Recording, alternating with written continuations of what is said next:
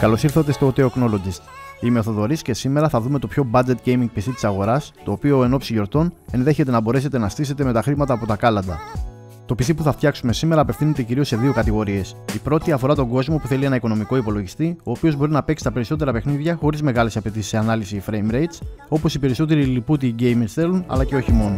Η δεύτερη κατηγορία είναι ο κόσμος που ζητάει ένα PC για χρήση ως media center, δηλαδή browsing, αναπαραγωγή ταινιών και light gaming. Η σύνθεση που θα δείτε μπορεί να τρέξει τίτλους στα 30 fps σε ανάλυση 1080p, ενώ σε ορισμένες περιπτώσεις και 60 fps. Σε γενικές γραμμές η απόδοσή του είναι ικανοποιητική, ακόμη και αν σε κάποιους τίτλους χρειαστεί να ρίξουμε λίγο τα γραφικά προς το medium. Επίσης, για τη δεύτερη κατηγορία που ανέφερα προηγουμένως, δηλαδή τους φίλους που απλά αναζητούν ένα home PC για χρήση κυρίως ως media center, εκεί δεν χρειάζεται να γίνει καμία έκπτωση σε επιδόσεις, μιας και στο σημερινό βίντεο θα δείτε πώς μπορείτε να αποκτήσετε αυτό που ψάχνετε σε ένα πακέτο που συνδυάζει χαμηλή κατανάλωση και μηδενικό θόρυβο. Ας περάσουμε όμως στα part της σύνθεσης. Για αρχή θα σας δείξω τι ακριβώς χρησιμοποίησα εγώ, πόσο κόστισε το σύστημα και στη συνέχεια θα δείτε τις επιδόσεις του σε διάφορα games. Στο τέλος του βίντεο θα σας δείξω δύο διαφορετικές εκδοχές του συστήματος, μία που θα μειώσει το κόστος του ακόμη περισσότερο και άλλη μία στην οποία με λίγα περισσότερα χρήματα μπορείτε να αυξήσετε σημαντικά τις επιδόσεις του. Ξεκινώντας από το case, επέλεξα το Aerocool Aero 500. Αν και δεν ήταν η πρώτη μου επιλογή λόγω κόστους, ο μελλοντικός του κάτοχος μου ζήτησε το συγκεκριμένο. Είναι ένα midi tower από τα πιο δημοφιλή της αγοράς, πράγμα καθόλου τυχαίο, μιας και έχει αρκετό χώρο, διαθέτει fan controller, έχει πλαϊνό παράθυρο, φίλτρα στις εισαγωγές αέρα και δείχνει αρκετά ποιοτικό.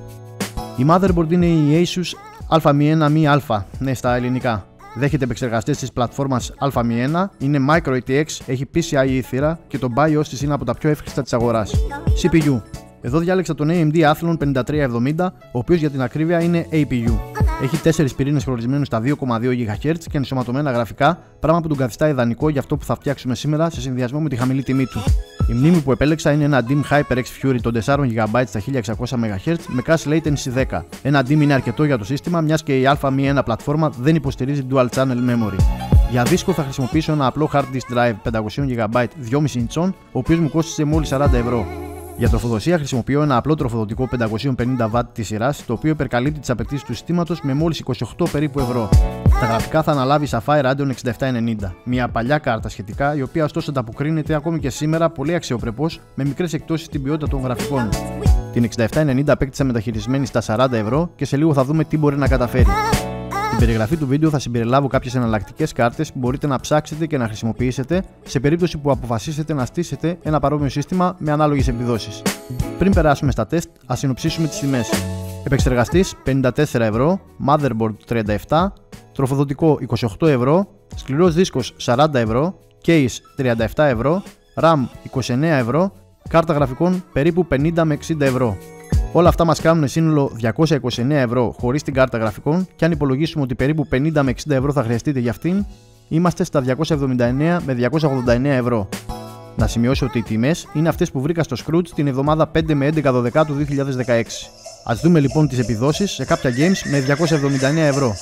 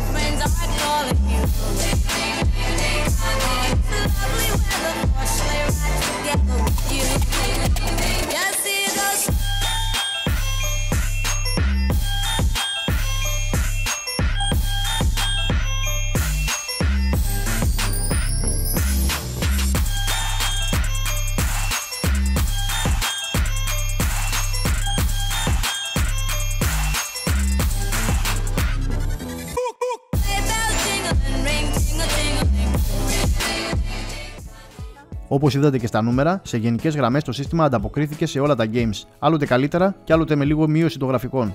Πάντως σε κάθε περίπτωση έπιασε το όριο των 30 fps, που είναι και το ελάχιστο για να θεωρηθεί playable ένα παιχνίδι, ενώ στα περισσότερα παραδείγματα έφτασε ή και ξεπέρασε τα 60 fps, το οποίο είναι και το όριο που μπορούν να αναπαράγουν οι περισσότερες οθόνες του εμπορίου. Ας περάσουμε όμως στο τελευταίο κομμάτι που, όπως σας υποσχέθηκα, θα δούμε δύο εκδοχές του συστήματος, μία ακόμη πιο φθηνή και μία με λίγο καλύτερες επιδόσεις και επιμέρους parts. Πάμε στο πιο φθηνό σύστημα. Για αυτή την εκδοχή μπορείτε να χρησιμοποιήσετε την ASRock α1β Mi στα 31 ευρώ, ενώ για επεξεργαστή μπορείτε να χρησιμοποιήσετε τον Athlon 5350 στα 2050 MHz και τιμή 43 ευρώ, εξοικονομώντας 6 και 11 ευρώ αντίστοιχα. Το τροφοδοτικό είναι ήδη αρκετά φθηνό, απλά προσπαθήστε να αγοράσετε κάποιο με θετικές αξιολογήσεις στο Scrooge ή σε κάποιο άλλο site. Αντί για τη HyperX μπορείτε για RAM να χρησιμοποιήσετε ένα οποιοδήποτε DIMM 4GB DDR3 στα 1600 MHz που ξεκινούν από 22 ευρώ, εξοικονομώντας 7 ευρώ περίπου. Αν θέλετε για την εκδοχή του Media Center μπορείτε να επιλέξετε και μνήμη 2GB εξοικονομώντας άλλα 8 ευρώ. Στο δίσκο τώρα υπάρχουν επιλογές σε χαμηλότερη τιμή αλλά και χωρητικότητα, ωστόσο θεωρώ ότι δεν πρέπει να πέσετε κάτω από τα 500 GB. Μένουμε λοιπόν στα 40 ευρώ. Το Aerocool Aero 500, όπως είπα και στην αρχή, δεν ήταν η πρώτη μου επιλογή. Αν και είναι πολύ αξιόλογο, για να κρατήσω το κόστος χαμηλά θα επέλεγα το δημοφιλές Cougar Spike στα 22 ευρώ, δηλαδή 15 ευρώ κάτω από το Aero 500. Κάρτα γραφικών. Εδώ θα χρειαστεί να ψάξετε λιγάκι. Το μεταχειρισμένο θέλει παραπάνω ψάξιμο πάντα, αλλά εύκολα θα βρείτε πολλές κάρτες στα 40 με 60 ευρώ που έχουν αντίστοιχες ή καλύτερες επιδόσεις από την 6790 που χρησιμοποίησα εγώ. Για όσους ωστόσο θέλουν να φτιάξουν την εκδοχή του απλού Media Center, εδώ δεν θα χρειαστούν καθόλου κάρτα γραφικών. Να σημειώσω ότι ακόμη και έτσι θα μπορούν να παίξουν τα περισσότερα από τα προηγούμενα παιχνίδια σε medium ή low settings μόνο με τα ενσωματωμένα γραφικά του επεξεργαστή. Εσείς λοιπόν γλιτώνετε ακόμη 50 ευρώ. Πάμε στην πιο δυνατή έκδοση του συστήματος. Σε αυτήν θα κρατήσουμε το 5370 και την α1α. Επίσης θα κρατήσουμε ίδιο δίσκο και τροφοδοτικό, μιας και δεν επηρεάζουν άμεσα τις επιδόσεις, ενώ κρατάμε τη γενική ιδέα στον budget προσανατολισμό. Για κουτί μπορείτε να επιλέξετε ανάλογα με το γούστο σας. Εγώ θα προτείνω το Cougar Spike εξοικονομώντας 15 ευρώ που θα επενδύσουμε αλλού στη συνέχεια. Μνήμη θα μπορούσατε να επιλέξετε ένα DIMM των 8 GB στα 44 ευρώ. Η κάρτα γραφικών μπορεί να αντικατασταθεί με μία από τις GTX 750 Ti ή με μία RX 460 αν θέλετε κάτι πιο σύγχρονο. Με αυτές τις αλλαγές έχουμε σύνολο 350 περίπου ευρώ και ανάλογη αύξηση των επιδόσεων, ειδικά αν επιλέξετε την RX 460 η οποία αποδίδει πολύ καλά σε τίτλους που υποστηρίζουν τον DirectX 12. Με όλα αυτά, θεωρώ ότι το Project PC με χρήματα από τα κάλαντα είναι επιτυχές. Αν φέτος τα Χριστούγεννα θέλετε ένα οικονομικό PC για games ή απλά Media Center, χωρίς να βάλετε βαθιά το χέρι στην τσέπη, νομίζω ότι το βρήκατε. Για τους μικρότερους, ετοιμάστε μπουφάν, γάντια, βρείτε τα τρίγωνά σας γιατί φέτος θα τους τα πείτε θέλουν δεν θέλουν. Για γονείς, νονούς, θείες και θείους, καλά Χριστούγεννα. Εμείς θα τα πούμε ξανά στο επόμενο βίντεο. Μέχρι τότε, να περνάτε καλά.